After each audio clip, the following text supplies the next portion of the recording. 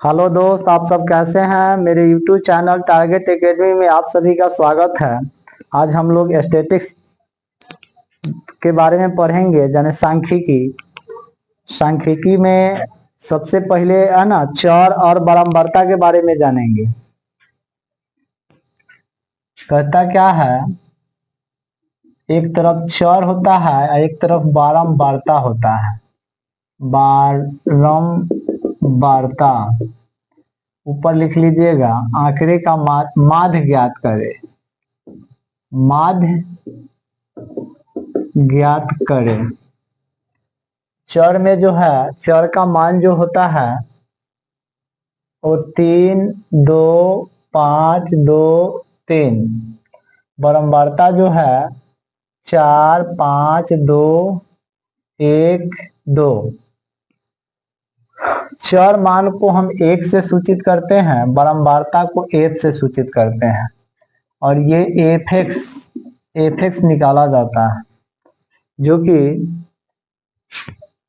f(x) का मतलब हुआ कि चर और बारंबारता दोनों में गुणा करना। जैसे 3 चौका 12, 2 पचे 10, 5 दूना 10, 2 इकाई 2, 3 दूना 6। इसको सिग्मा f(x) से सूचित करते हैं, और सिग्मा f(x) का मान इसको ऐड करते हैं, जोड़ते हैं, है ना। 12 और 10 22, 22 10 32, 32 और 2 34, 34 और 6 40। यानी इसका सिग्मा f(x) का मान आ गया 40।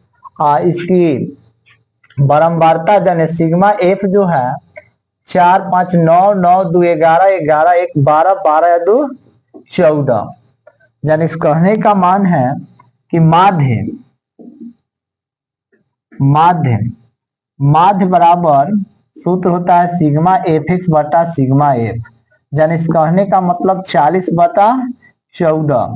14 दूना 28, तो बच गया 12। तब दशमलव, तो 12 पर 0 बैठेगा 120, तो 14 अठे 112, 14 अठे 112। यानी इस क्वेश्चन का आंसर जो होगा इतना, लगभग में इतना आएगा आंसर। इस तरह जो है हम लोग चर मान और बारंबारता के बारे में देखें। चर मान और बारंबारता जो होता है ना, इस तरह मान निकालते हैं। अब हम लोग नेक्स्ट क्वेश्चन देखेंगे। नेक्स्ट क्वेश्चन क्या है उसके बारे में देखा जाएगा। नेक्स्ट क्वेश्चन देखा जाएगा।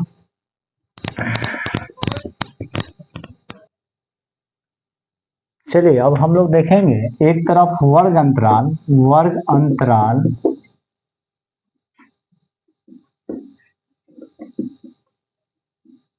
और एक तरफ बारंबारता।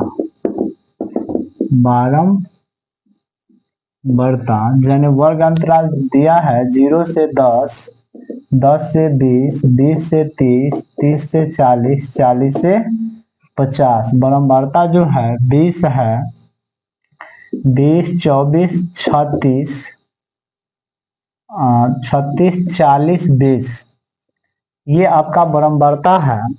और इसमें क्या है कि इस तरह क्वेश्चन अगर दिया हुआ हो तो सबसे पहले इसमें वर्ग चिन्ह निकालते हैं। तो वर्ग चिन्ह क्या होता है, यहाँ लिखेंगे वर्ग चिन्ह। क्या लिखेंगे? वर्ग चिन्ह। वर्ग चिन्ह का मतलब होता है कि वर्ग अंतराल का आधा।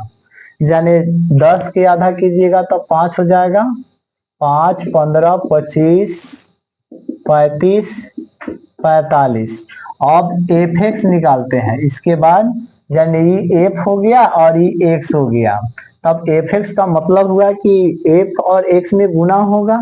तब 20 में 5 से गुना करेंगे, 20 बचे 100, है ना। 24 में 15 से गुना करेंगे, 15 चौका 60 के 0 हासिल 6, और 15 दूना 30 और 6 36।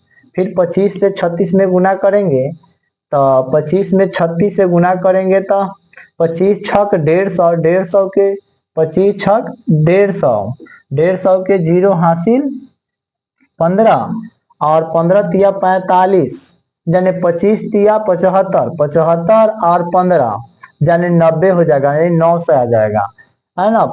ये हो जाएगा आपका 35 चौका 140, 35 चौका 140 यानी 1400। और 45 दूना 90 यानी आ जाएगा 900।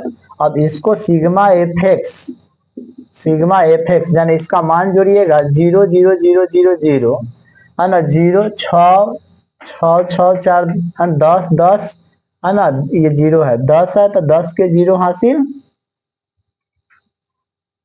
नहीं, ये हो जाएगा 0 0 0 0 0 है ना, 6 6 6 6, ये हो जाएगा आपका 6 और फिर 1 1 और 3 1 3 4 4 और 9 13 13 और 4 17 17 और 9 17 9 आपका 26 हो जाएगा। तो 26 के 6 हासिल 2, तो 1 और 2 3 यानी 3660 आ गया। और इस बराबरता को sigma F x sigma F x sigma F x sigma F sigma जो एफ आएगा उसको क्या करेंगे, इसको ऐड करेंगे यानी 20 यानी 24 ये हो जाएगा 20 24 44 44 50 30 80 120 है ना, 120 140। कहने का है कि अब ये सिग्मा एफ निकल गया और सिग्मा एफ एक्स निकल गया। तो इसके बाद जो होगा माध्य बराबर जो होगा इसका मान जो हो जाएगा सिग्मा एफ एक्स बटा सिग्मा एफ होगा, यानी 3660 बटा कितना हो जाएगा 140। 1 0 से 1 0 काट दीजिए, इसको और छोटा करना है तो 7 दूना 14, 2 से काट दीजिए, 2 1 2 8 दूना 16, 3 दूना 6, यानी आ जाएगा आपका 183 बटा 7। अब इसे भाग दीजिए, 7 दूना 14, तो 18 में से 14 घट जाएगा 4 यानी 43, 7 छक 42, तब 1 पर 0 10, 7 इकाई 7, 3 तो 7 चौका 28, यानी लगभग इतना आंसर आएगा इस क्वेश्चन का। यानी माथ मेरा निकल के कितना आया 26.14।